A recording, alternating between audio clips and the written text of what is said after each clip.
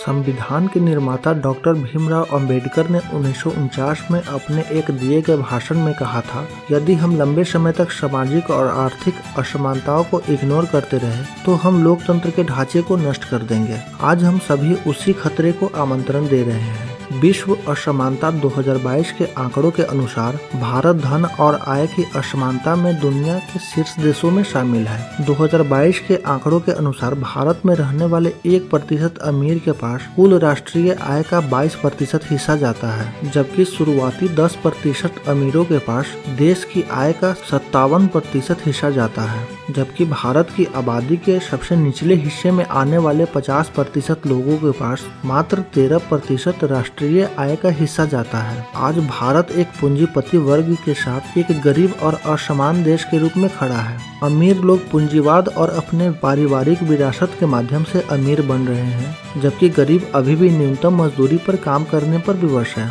आइए दोस्तों, आज के वीडियो में हम इसी विषय पर बात करेंगे कि गरीब और अमीर के बीच बढ़ती आय की असमानता के क्या कारण हैं और इस असमानता का निपटारा कैसे किया जा सकता है। कोरोना महामारी के दौरान भारत में कई परिवारों के रोजगार खत्म हो गए थे, जिससे पूरे भारत में 84% परिवारों की आय में कमी आई थी, जिसके कारण 5 करोड़ लोग भारतीय गरीबी रेखा के नीचे चले गए। इसी दौरान भारत में पिछले 2 सालों में अरबपतियों की संख्या में बेतहाशा वृद्धि हुई है। जहां 2022 में अरबपतियों की संख्या 102 थी, वहीं 2021 में 142 और 2022 में 166 हो गई है।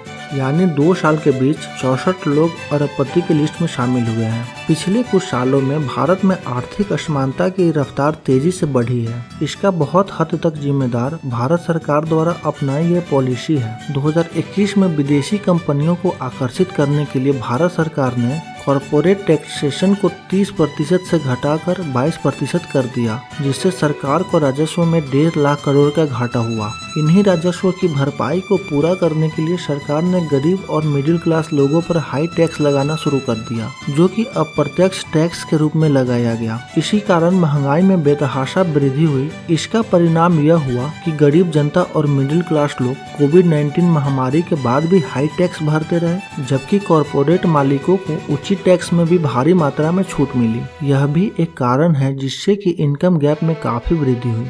इसके अलावा भारत सरकार ने 2016 में अति अमीर लोगों की प्रॉपर्टी टैक्स को भी समाप्त कर दिया। इस राजस्व नुकसान को सरकार आम लोगों से भारी मात्रा में टैक्स लगाकर भरपाई करती रही। इनकम गैप में वृद्धि का एक कारण यह भी है। इसके अलावा गवर्नमेंट काफी हद तक अप्रत्यक्ष टैक्स पर ही डिपेंडेंट होती है, जिससे गरीबों का काफी पैसा इन टैक्सेस को चुकाने में खर्च हो जाते हैं। देश में गरीब और आम आदमी के बच्चे सरकारी स्कूलों की शिक्षा पर निर्भर हैं, जबकि इनकी शिक्षा प्रणाली पर हमेशा से सवाल उठते रहे हैं। वहीं दूसरी ओर बात की जाए स्वास्थ्य की, तो वहाँ भी स्थिति ठीक नहीं है। इसी कारण वे अपने बच्चों को प्राइवेट इंस्टीट्यूशन में पढ़ाई करवाने और प्राइवेट हॉस्पिटल्स में उपचार करवाने को मजबूर है। लेकिन एजुकेशन और हेल्थ सेक्टर में चल रहे बिजनेसेस के कारण वे भारी मात्रा में कर्ज के जाल में फंस जाते हैं, जो उनके आगे बढ़ने के रास्तों को बंद कर देता है। आय असमानता को देखते हुए भारत सरकार ने भी कुछ जरूरी कदम उठाए हैं। सरकार ने शिक्षा और स्वास्थ्य जैसे सामाजिक क्षेत्रों में बजट बढ़ाया है, जिसमें छात्रों को हाईली एजुकेशन के लिए स्टूडेंट क्रेडिट कार्ड और गरीब लोगों को मुफ्त इलाज के लिए आयुष्मान भारत कार्ड जारी किया है।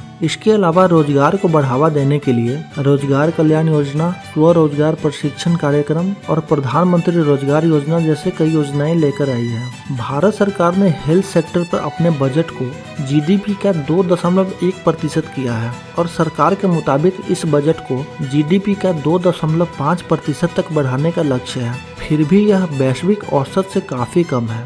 पूरी दुनिया में हेल्थ सेक्टर के लिए औसत बजट उनके जीडीपी का 6% तक है। जब तक सरकार हेल्थ सेक्टर के बजट को अपने जीडीपी का 5 से 6% तक बढ़ाने का फैसला नहीं करती है, तब तक सरकारी अस्पतालों में सुधार की शायद ही कोई संभावना नजर आएगी। भारत सरकार को फॉरेन इन्वेस्टमेंट के लिए अपने मैन्युफैक्चरिंग सेक्टर को और अधिक आकर्षक बनाने की आवश्यकता है, जिससे अधिक से अधिक रोजगार की संभावना बनाई जा सकती है। इसके अलावा वर्तमान में भारत में जो टैक्स सिस्टम है वह सुपर रिच लोगों को सपोर्ट करता है। इसी के संदर्भ में नोबेल पुरस्कार विजेता और अर्थशास्त्री अभिजीत बनर्जी ने सरकार को सुझाव दिया कि भारत में प्रॉपर्टी टैक्स को फिर से शुरू कर देना चाहिए। इससे गरीब और आम लोगों को टैक्स में कुछ राहत आएगी। दुनिया भर में कई देशों ने आम लोगों के लिए शिक्षा और स्वास्थ्य पर अपना बजट बढ़ाया है।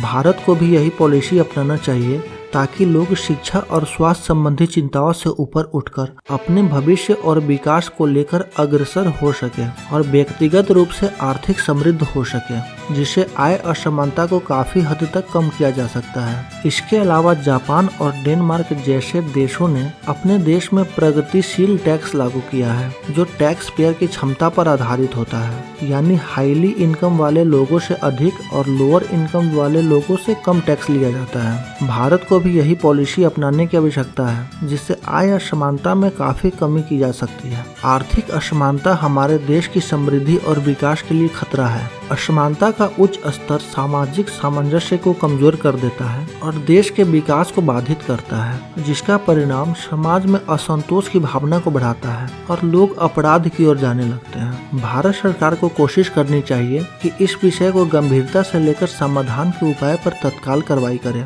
इस विषय में आपकी क्या राय है दोस्तों? कमेंट बॉक्स में जरूर लिखें। धन्यवाद।